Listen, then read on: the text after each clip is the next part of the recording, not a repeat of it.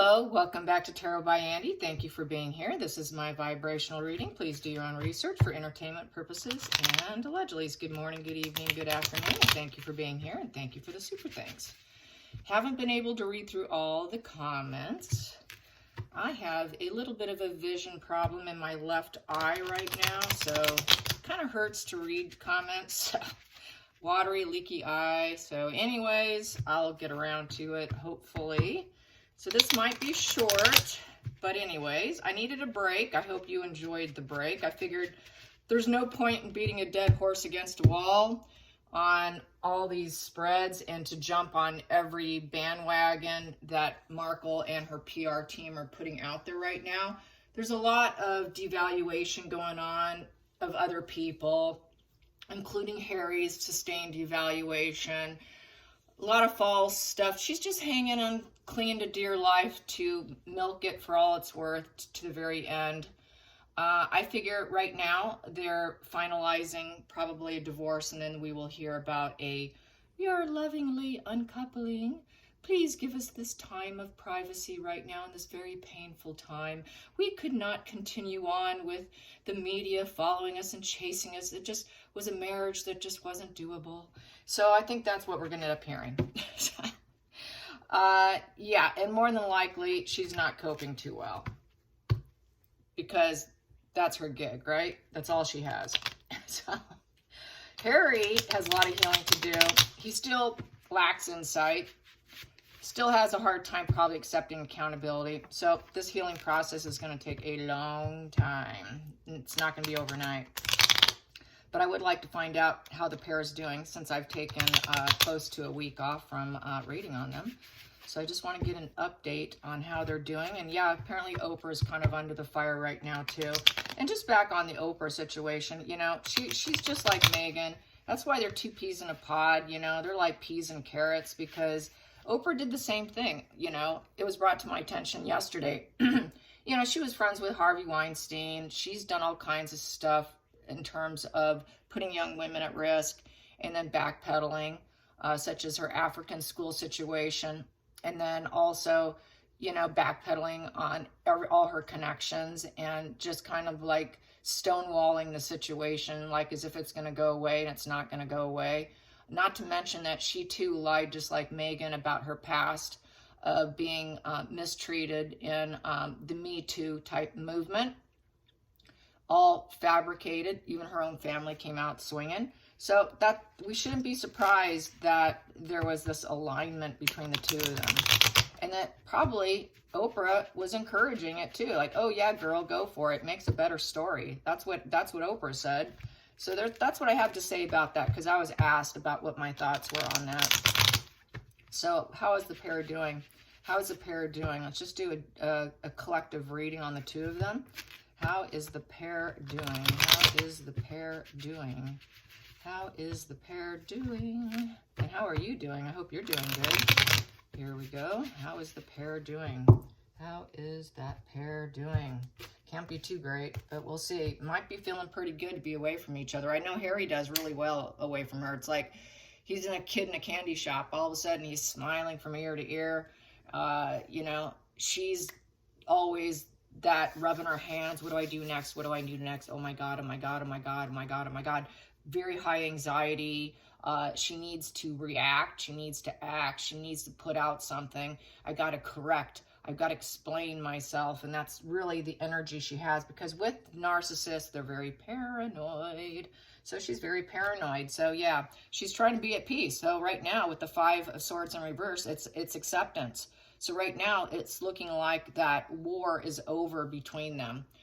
Because Five of Swords is a war card, someone who creates disagreements and falling out with other people. So right now there's a falling out between the two of them, and they're both quite peaceful about the situation. So I think it is coming to a conclusion here. The challenging position is being happy, finding joy in life, finding profound joy. The problem and the challenge was actually seeding the situation, getting it going, and watering those seeds. So you know, oh, yep, it's the Sun card. So it's just difficult. Having joy in the middle of a divorce is not an easy situation for anybody, even though you're a narcissist or not a narcissist. Finding happiness is hard in that situation. I'm sure many of you can agree. Anyway, so the universe is trying to agree with the situation, but I don't think the universe agreed with them joining together in the first place. Challenging position is having great things coming their way. Challenging position is finding pleasure. Challenging situation is highlighting the situation and talking about it and saying, hey, look, we're uncoupling with love. Yeah, they don't want to highlight it. And also the feelings and the hope, the situation here, the focal point is the Queen of Cups in reverse. So there's depression there, probably for both of them. There is that very, victimology. That's that victim position. That's that woes me.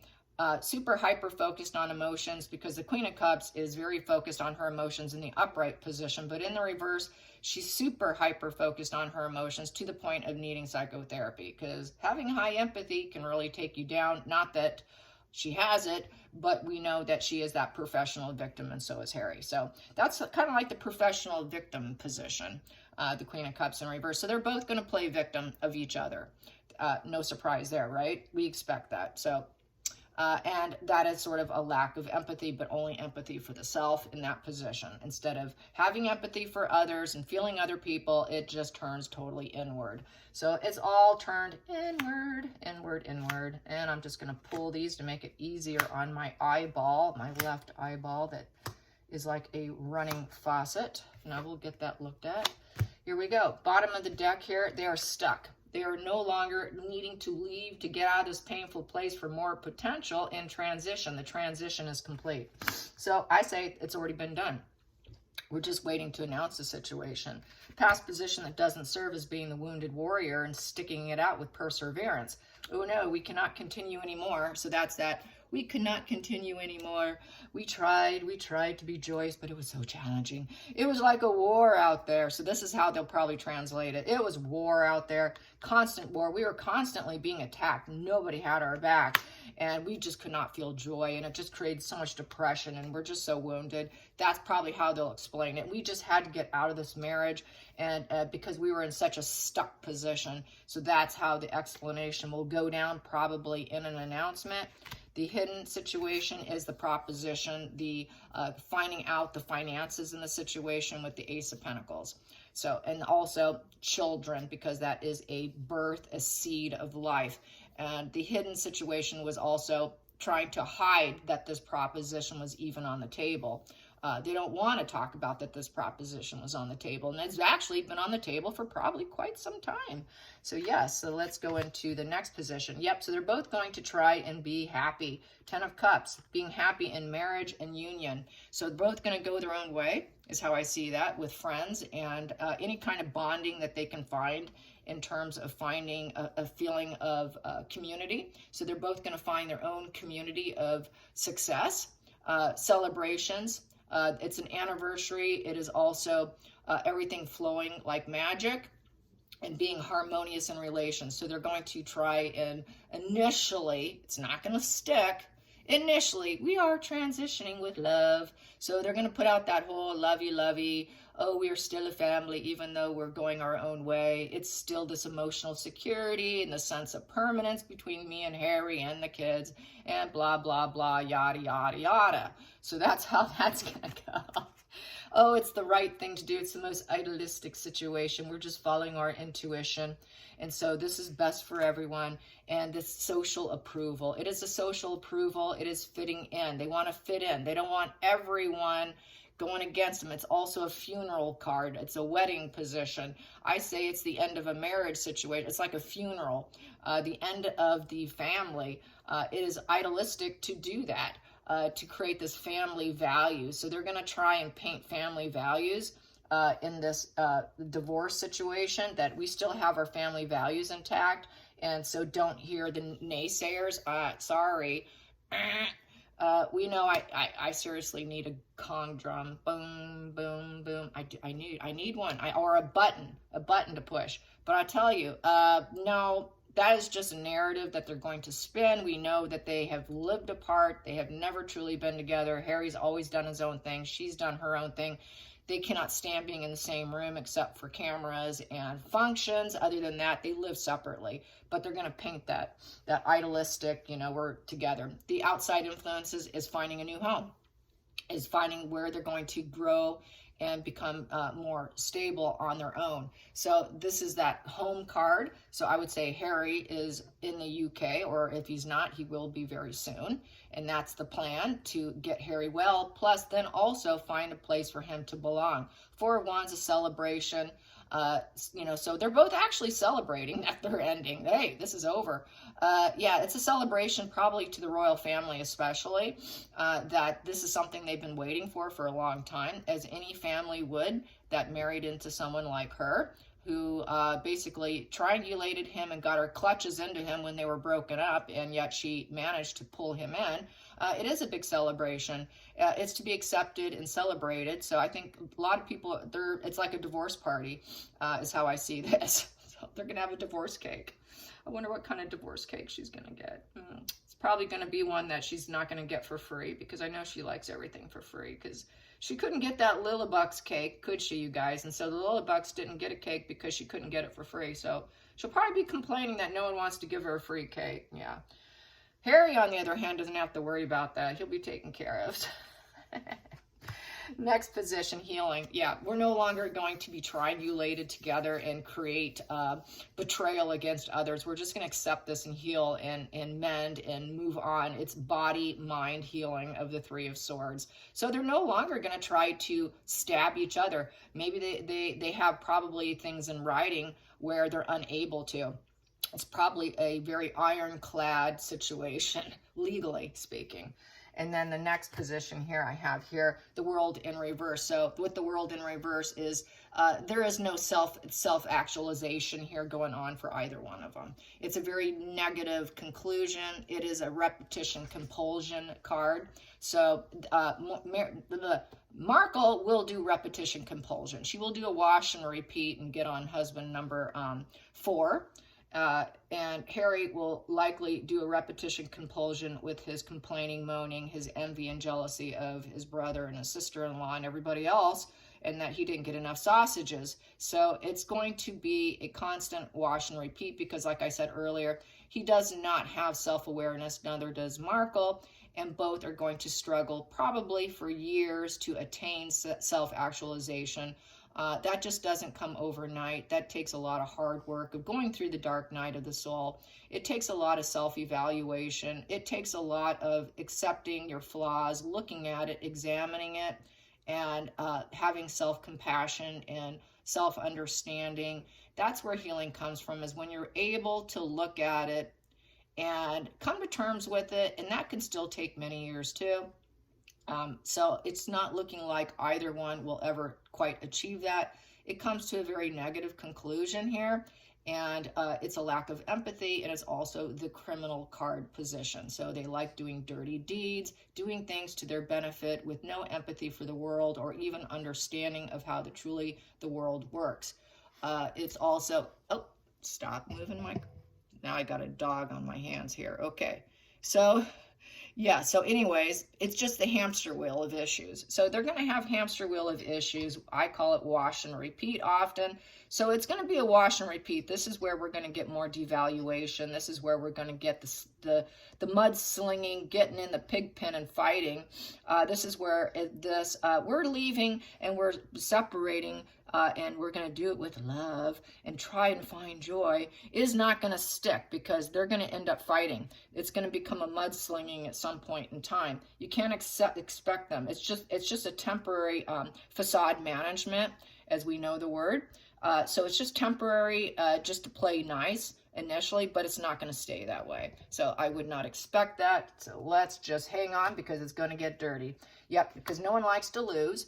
So they're going to feel like losers. They're going to feel like it's negative attention. It's infamy. So that's another reason why they're doing it. They're infamous. They're not famous. They're infamous. And everybody knows they're mentally ill with psychosis and the shared fantasy of the moon. So they lost. That shared fantasy came to a screeching halt with a negative conclusion, and nobody's buying into their shared fantasy. No one wants to mirror back at them their narratives. Everyone's telling them to take their narratives and lump it. Everybody's calling out their narratives. Nobody's buying the narrative. narratives. So they see them as complete, utter losers, and there's absolutely no victory in the situation, and they're not getting the positive fuel. They're getting nothing but negative fuel, and they're just complete losers. And it's just highlighting what losers they are, and that's just not a good look if you want to become global domination, which will never happen, and become world leaders, not going to happen.